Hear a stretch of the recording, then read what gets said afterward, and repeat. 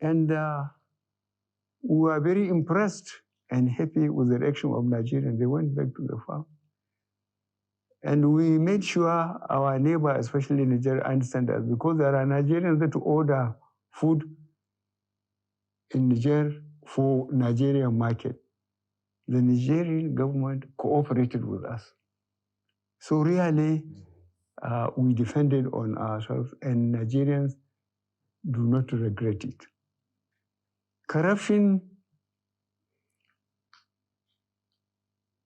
is very difficult under this system.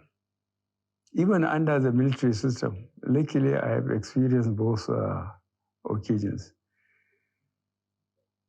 When I collected people, put them in Kiriki or somewhere and said they are guilty until they can prove themselves innocent, and put investigation panels based almost on the geopolitical zone for people that held positions, governors, ministers, commissioners, heads of parastatals, because then people don't get that position until they declare their assets. Then they are faced with the bank statements and their assets. If they cannot explain, the balance is taken away from them. But what happened? Eventually, I myself was arrested, detained, and they were given back what they have looted. So that's why I wear Agbada and join and see what this partisan politics is all about. I will not change, but the system here, those who have the money, they can take sons, first-class lawyers. Cases will take 10 years. And doing things with immediate effect was not possible. But I assure you that in spite of the problem we are having with the system, whoever we have correct intelligence that he's not being very accountable, we ease him out. We don't give it too much publicity. But I assure you that those who are responsible, who are holding responsible positions, know that we don't tolerate corruption. Shekau is reported dead. Does that give an opportunity for us to zero in and consolidate and secure the Northeast? The problem of the Northeast was very difficult. The governor, the present governor, is working very hard. He's taking a lot of risk. And I asked him, this Boko Haram, is it our people, is it Nigerians or people coming out? He said, they are Nigerians, most of them. They are Nigerians. As I said, the only way we got them around was that you can't kill innocent people and said God is great. That worked very well, but I think we have a problem of unemployment.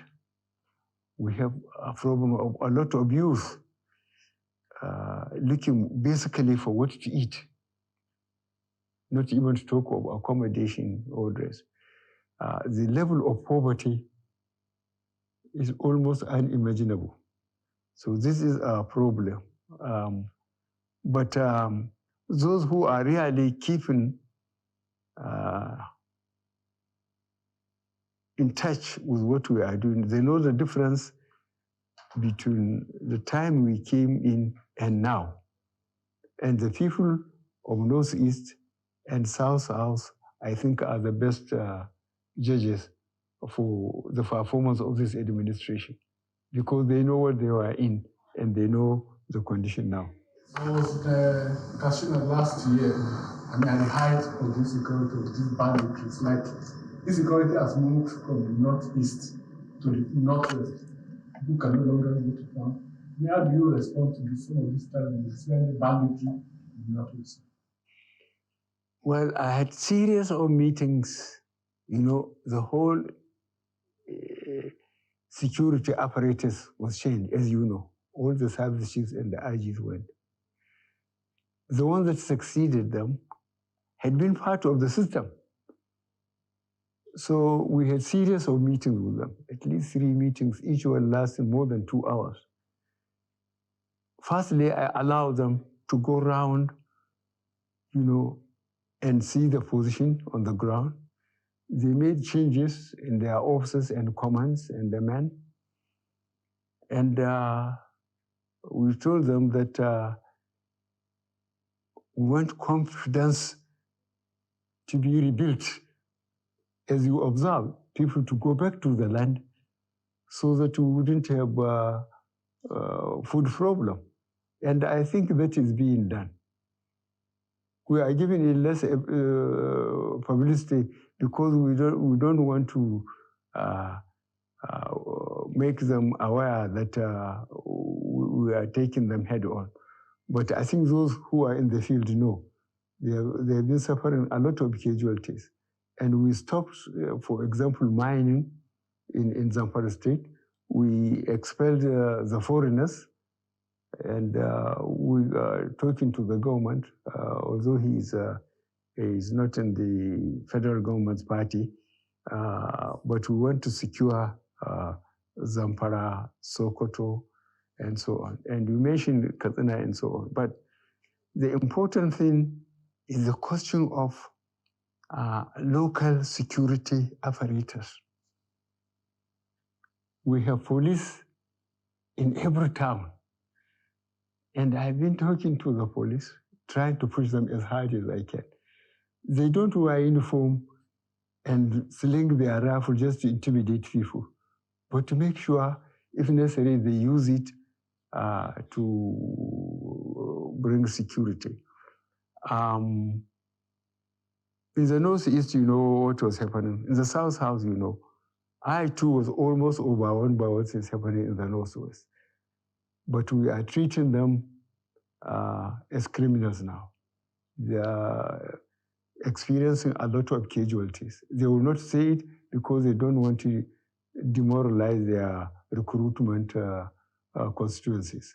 But they are suffering a lot of casualties. We know that. Mr. President, still on the issue of security. Yes. Each zone you would have witnessed has sort of taken matters into their own hands with different kind of security apparatus, like the civilian JTF, Amotekun, and what have you. Has the time come to now formalize state police in Nigeria? I have seen, or I have been reading it in the newspapers. Those of us who are old enough to know the old NA police and so on. That time, the traditional institutions leaders were very effective. In each community, you know, I will give you one example of recent. 2 governors from the Southwest came to tell me that the cattle rearers in some of the forests there have killed farmers while their cattle were eating on their crops.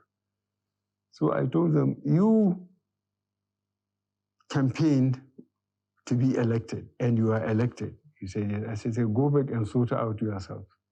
Because there has been a system, as all of us here could recall, even your local government, when there are security at each level, at local government and state, it consists the traditional leaders in that area who have been there for generations.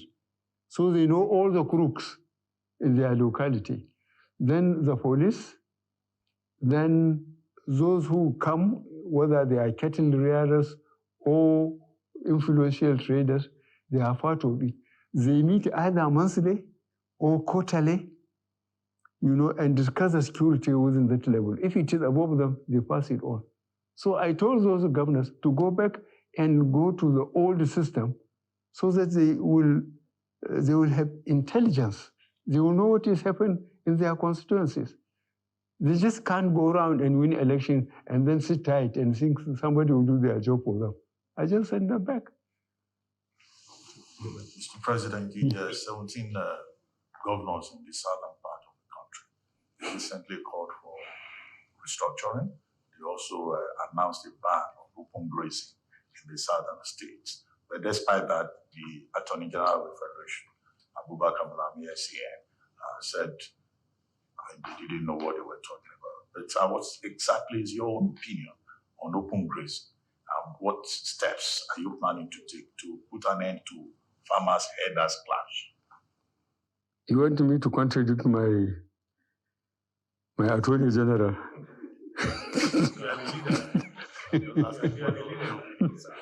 Okay.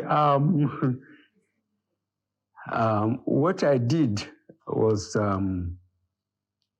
ask them to go and dig the Gazette of First Republic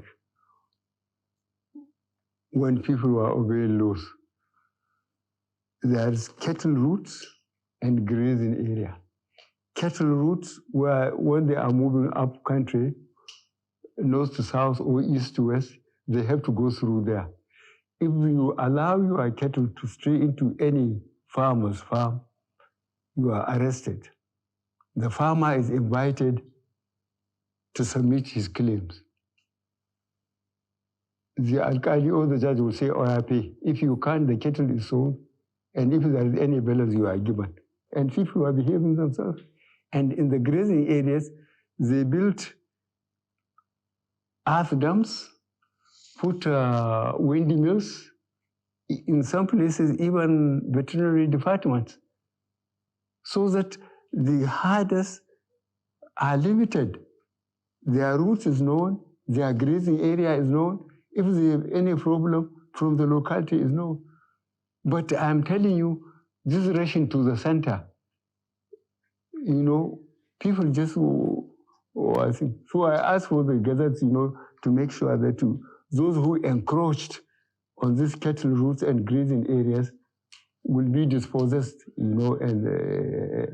and try to bring some order back into the cattle areas. The problem is trying to understand the culture of the cattle rearers. There is a cultural distance between the chiefs and the Fulanis. So the governor of Benue said, "I'm not disciplining the cattle rearers because I'm one of them." I cannot refuse to say I'm not one of them, but he's been very unfair to me. And I told him that the Nigerian cattle rearer was not carrying anything more than a stick, sometimes with a machete, to cut some trees and give it to them anymore. But those sophisticated ones, they are good with AK-47. So from all the Sahel areas, people rush to Nigeria, and Fulani from Mauritania or from Central Africa look the same. So they think they are Nigerian ones. And I assure you that we are trying to resuscitate these cattle routes, grazing areas, and make them accountable. And then this cancelling of taxes, ordinary people like it. But the problem of accountability, when taxes are being paid, people are behaving themselves. But now without taxation, people are doing what they like. Yes, that brings us to the question of power devolution. All these taxation things, these were things that were working in the first place, but they are no longer working because of correct. And that's what people are talking about, restructuring the federation to make it work for them. And it was part of the APC manifesto in 2015. And what is your position now on devolution of powers? Devolution of power, you have to define it. Is the legislative list. Take some of the things to residual and keep a few in concurrent, while you have a strong defense in the center. Well, virtually, local governments are virtually killed. You know it. The 3 tiers of government, federal, state, and local government, if they are being followed properly, we wouldn't have all these social problems. But the problem is the local government have been virtually killed. And this is not good for this country. It's not good for this country because those who became the local government chairman have been compromised. If your local government is, say, entitled or is supposed to receive 300 million, a letter will be prepared for you to sign that you have received 300 million and you are given only 100 million.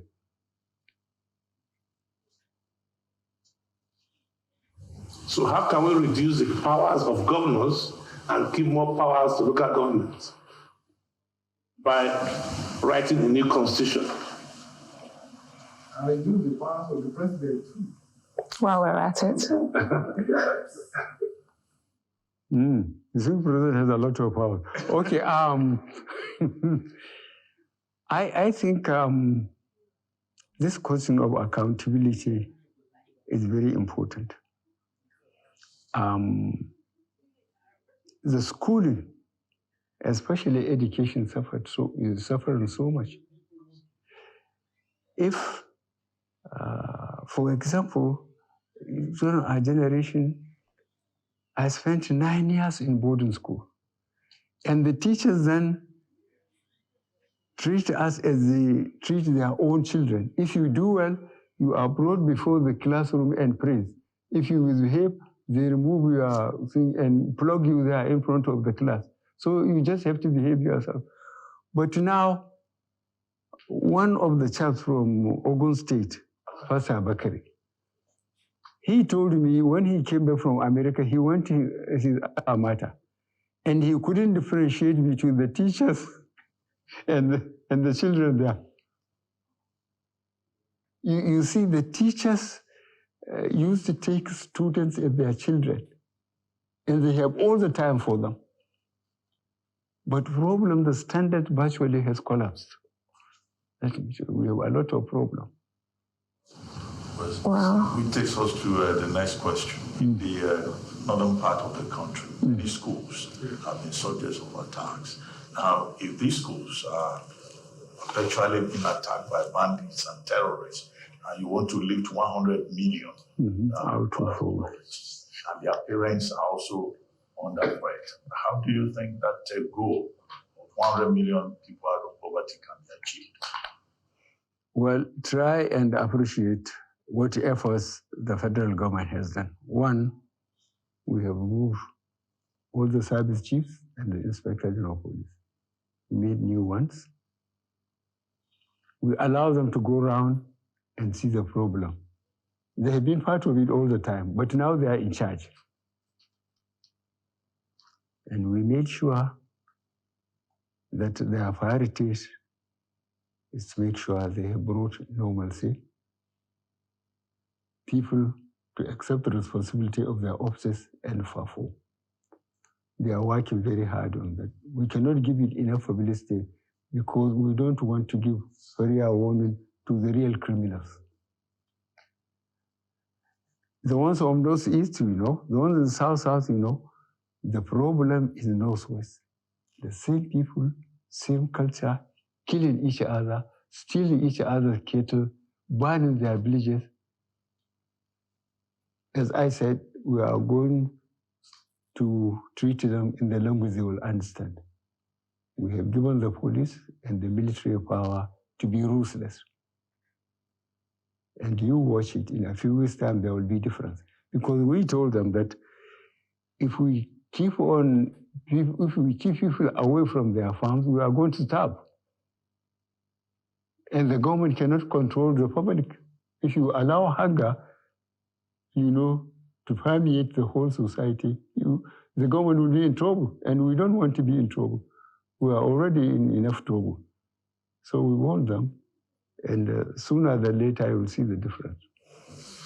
Yeah, now, yes, you talked about talking to the people of Northeast in a language you understand. That is the whole, I mean, there's a crisis around that language. So it shows that because you are a former military man, you are talking about, I mean, using force to restore order. But it's understood in another way, especially given what happened last week when you spoke about the Southeast IPOB and all that. One, the controversy of Twitter. When is the government going to ban Twitter? The suspension of Twitter, because when Nigerians are expecting when the government will use that, and two, how are we going to resolve the crisis in the Southeast? Well, Southeast, I was encouraged by what I heard. Nobody told me. Two statements from the South. One by elderly people. No, South. Yes, by elderly people. They said this time around there will be no access to sea. I'm sure you will understand what they mean. Again, the youth made the same statement. That encouraged me. So that EPOB is just like a dot in a circle. If they want to exist, they would have no access to anywhere. And the way they are spread all over the country, having businesses, having property, I think EPOB doesn't know what they are talking about. In any case, we say we'll talk to them in the language they understand. We'll organize the police and the military to pursue them. That's what we can do, and we will do it. What about Twitter? Twitter, that I will give to myself. What? Well, still on the Southeast, Mr. President, how do you plan to include more people from the Southeast, and indeed the South in general, To include more people in the Southeast, and indeed the South in general, in your government, especially in security services and MDAs? you look at, say, NNPC, look at the military. People who have been there for 18 years, or people who have been there, say, for 10 years, they trained in Zaria or in Abeokuta. They come through the ranks, and because they served under all the circumstances, the crisis and everything, and they gradually rise to that status. And you think you just pick somebody just to balance up? These positions have to be earned. Those positions have to be earned. There are people who have been there for 10, 15 years.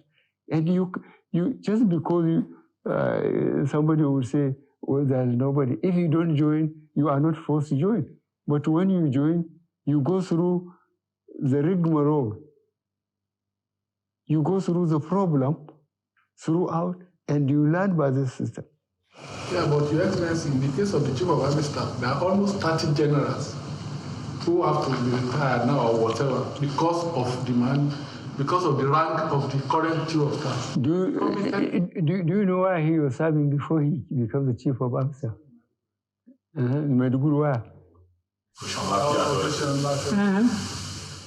You can't get to pick just somebody just because he is wearing seniority and make him. You put somebody who has been in the mill, who has suffered with the soldiers, they know him, he fought with them, and so on. To tell you the truth, on individual basis, all these chaps, they know me. Because I want to do, but I don't know them. I have forgotten them. Some of them, I don't know them. Operational experience was the part of it is, because the soldiers, to be effectively led, must be somebody they know they are alone to him. He exposed himself to him. Leave the security services. I believe one of the things we're talking about is signaling and of belonging. Beyond security, Southeast, they want to be secretary to government. They want to be other things.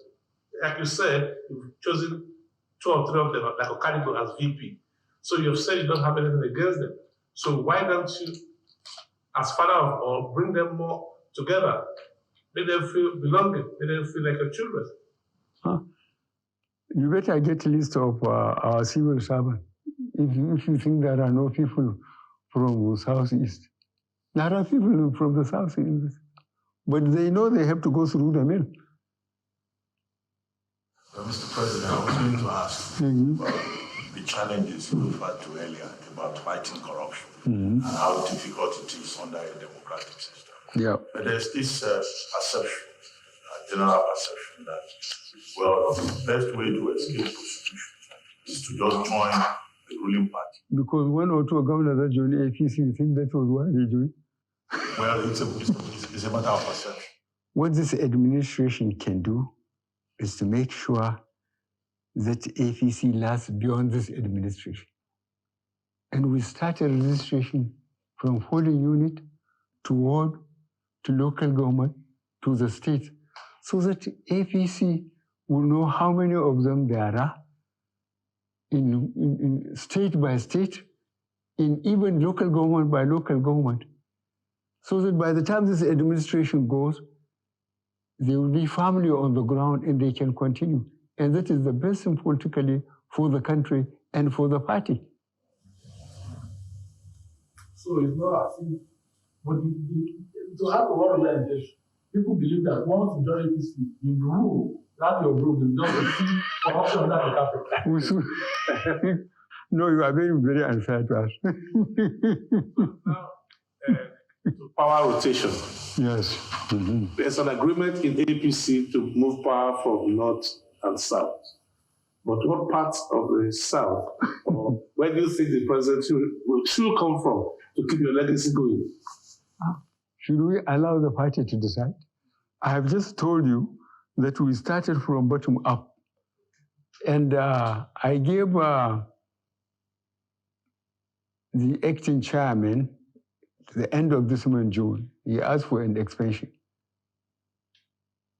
For them, the committee, we developed terms of reference, we put a committee, and they are going to give me this report by the end of the month on the convention we are going to conduct and then arrange the general elections, up to 2003, all the elections. And we will start this from bottom upward so that members of the party will feel they are involved in decision making. Nobody is just sitting here in Lagos and asking them what to do. This is what we are arranging. So there's no succession plan? No, succession plan, it depends on the party. We are going to leave that to the party. The party will sit and make its decision by the constituencies, they won and so on. So those who want to be president, they better join APC. Economy and the limited economic growth that we've seen recently. And I'll start with foreign direct investment. Even though your administration has given the right signal with regards to ease of doing business, Nigeria has barely improved. And we're losing foreign direct investment to our neighbors, such as Ghana. What can you do to make Nigeria a more competitive and more attractive destination for foreign direct investment? Well, this question was answered when there was this answers. You remember the young people who wanted to march here and remove me when they were checked that answers. And my answer to that, I got the members of the Executive Council. As you could recall, by the Constitution, there must be a member of Executive Council from each state. That is the Constitution. Every state must be represented.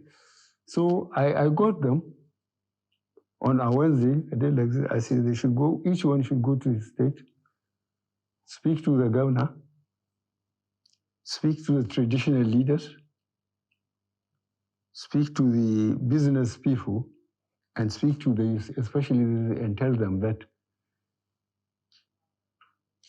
the federal government, no more vacancy, it's full.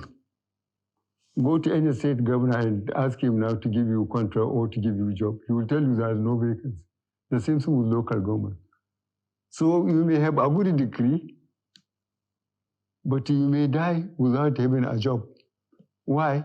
Because nobody is going to invest in an insecure environment.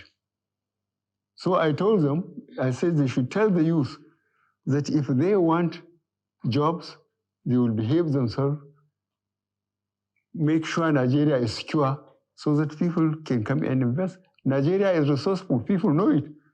We are a rich country. God has endowed us. But nobody can bring, look at the today, like 200 buses bought by the former governor of Lagos. Some of these boys went and burned the vehicle. The governor made an album, came and I took the album and put it aside. I said, go and tell them to walk. Who will go and invest his money in an unstable environment? Nobody will. It's just common sense.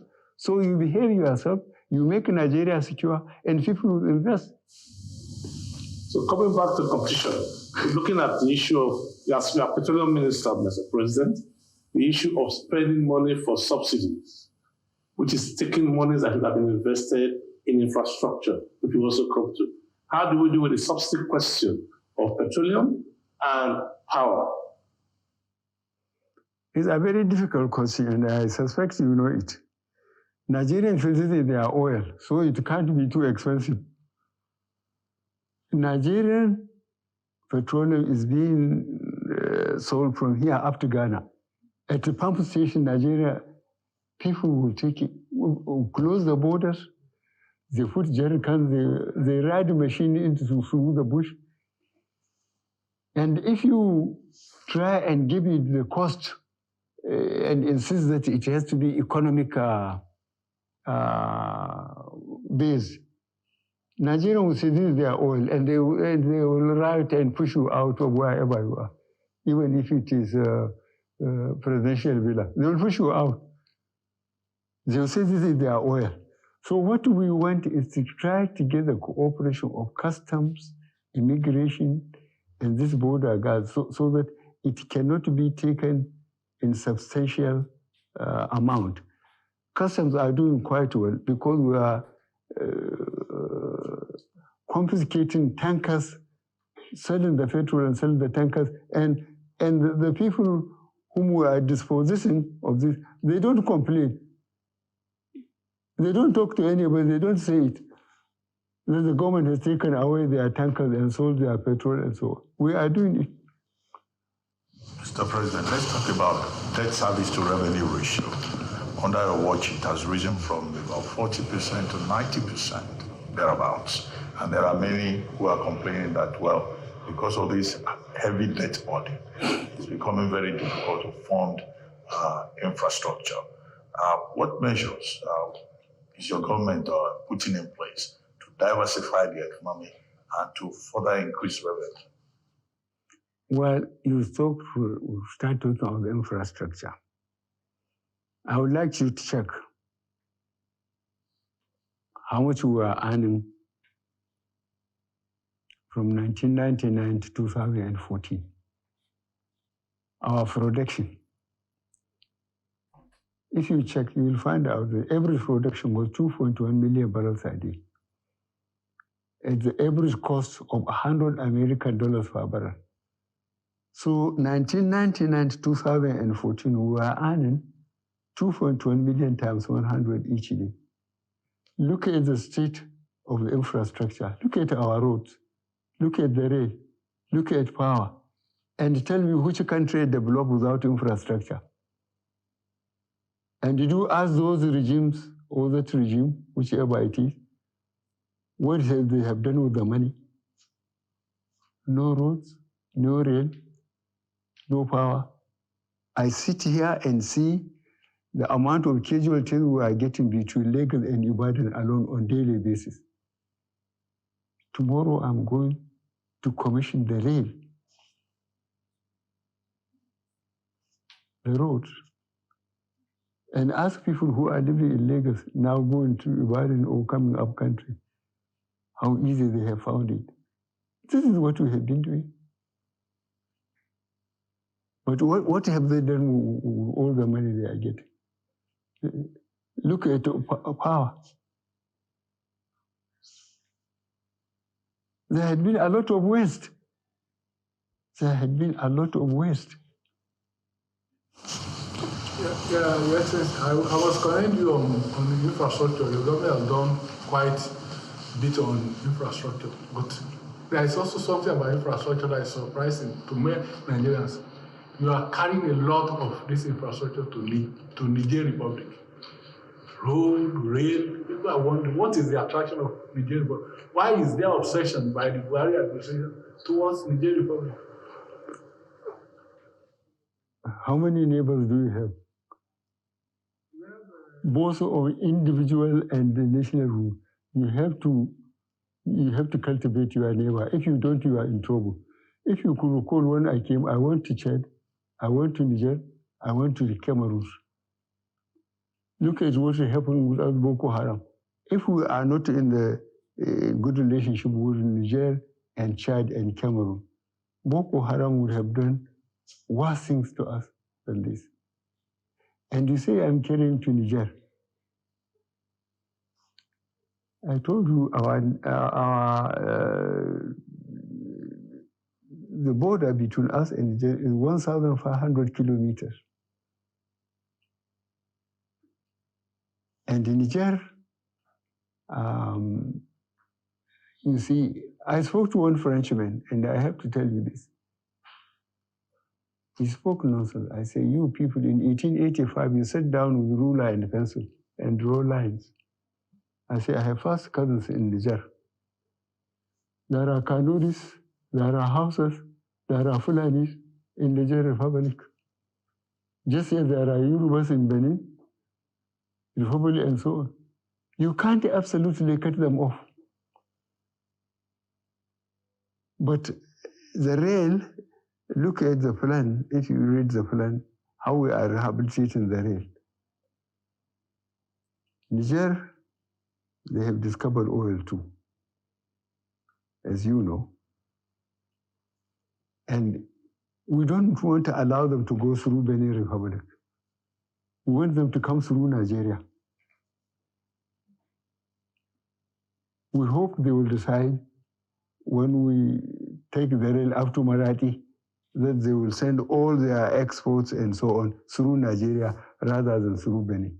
Because with the railways and the roads working, both from Maiduguri to Fort Harcourt, from Kano to Lagos and so on, people will be very busy. And I believe if you make the infrastructure work, road, rail, I assure you that Nigerians will keep themselves very busy and they will leave you alone. But when the roads are not more trouble, the rail is virtually crippled. People have so much time to harass you. Mr. President, now that you've overcome your health challenges, looking great, what is the outlook for the last 2 years of your presidency? And then in retirement, after 2023, what do you plan to do? A presidential library, what projects will interest you in retirement? Thank you very much for thinking that I'm okay.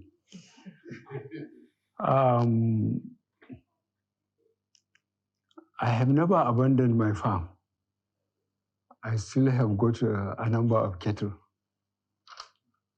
And when I leave, I will be going to my farm daily. I will try and keep myself busy. Between now and then, I will try to keep on convincing Nigerians that I mean very well. I will make sure that the three identifiable problems we have, security, economy, and fighting crime, I will continue to work on it. And as I said, visibly, we made progress in the Northeast, we made progress in the South-South, but I'm overwhelmed almost by Northwest, and they are going to get it very soon. Mr. President, what will be the Buhari legacy? Well, I will allow Nigerians to discuss it. I hope they will be fair to me. I wouldn't like to say it myself. I would like Nigerians to try and spend time when we came, both economy and security, where we were, where we had been for the 8 years and maybe around, and try to work out. I hope Nigeria will be fair to me. This is all I need. All Nigerians may be having fears. What's your message to the people of Nigeria today on your 6th anniversary, on where we are and over the last few days? Last question. Yes, under the system, Nigerians would say what they want. They want their own republics. They don't even talk of the resources, how we can disengage ourselves, how we are going to share what we have invested when we are together. How are we going to share it out? How fair are we going to be to ourselves?